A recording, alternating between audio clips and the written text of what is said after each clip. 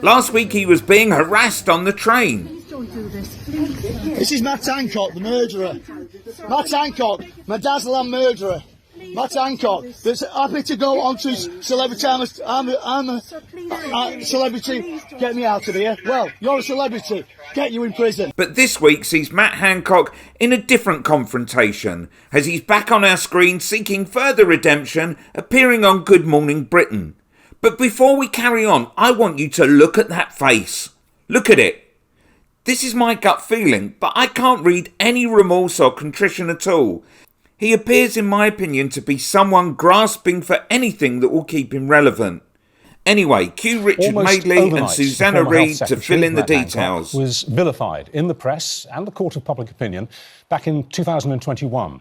Why? Because he was caught in a tight embrace with his lover, despite telling the rest of the country for months and months and months to keep their distance from each other. And to keep to the rules, and to stick to the rules, and not to break the guidance or the rules. Well, last year, he sought forgiveness by going into the I'm a Celebrity jungle.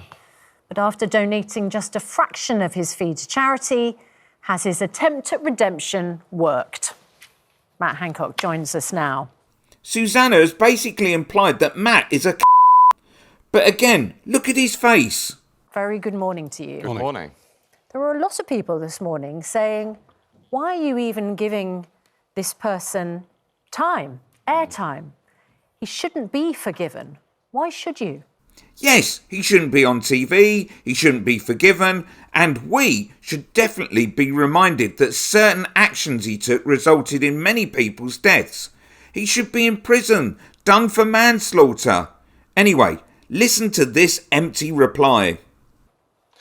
Well, I think it's important for all of us to be able to seek forgiveness for the mistakes that all of us make. There are different ways of seeking forgiveness. Going on I'm a Celebrity is a way.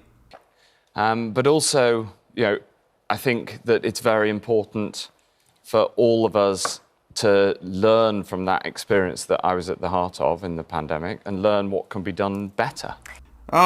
Cashing in again on the pandemic. So basically, they grill Matt for a further 10 minutes. During that time, they disclosed Matt only gave 10,000 of his fee from I'm a Celebrity, which was 320,000 to charity. What a Here he tries to worm his way out of the implications of going against COVID rules that he was urging others, as a governing health minister, to follow. There were also bans on two people meeting indoors unless it was at work, and that meeting was reasonably necessary for work purposes. I don't think anyone could argue what you did, Regina, was reasonably necessary. People find it remarkable that you got away with doing something that most other people weren't allowed to do. Well, it doesn't feel like I got away with it, Susanna. I mean, that's. Anyway, then they got Kate Garraway, whose husband is still fighting long COVID, to grill Matt further. It gives the impression that you still don't get why they're cross. Oh, I see. No. You see what I mean? You still don't get why people are upset, because that amount of money is vast to everybody. But they're holding you to more account because you're probably only there because you were health secretary at the time making these huge decisions. Do you see what I mean? So I think you made the decision to go in at a time before you'd answer to an inquiry and at a time when people still feel very raw. Can you explain now, because I'm not sure people yet feel comfortable, why you did it? Oh, I see.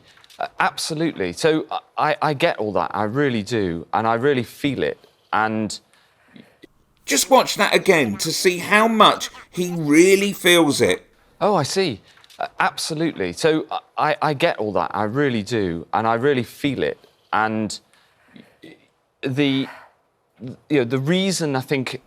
And now watch him dodge why he went on I'm a Celebrity, instead changing the subject to his book. It's important that I wrote the book in particular, with the inquiry coming later, is I have to be completely open about what I did, why I took the decisions that I did, so that we can learn as much as possible.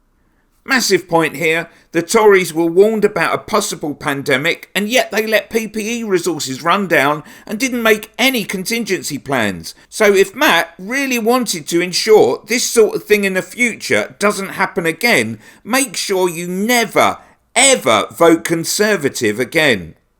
Okay, I've had enough of looking at that stupid f***ing face. So if you want to see the whole interview, there's a link down below. And if you want, click on this link to see how Tories kill.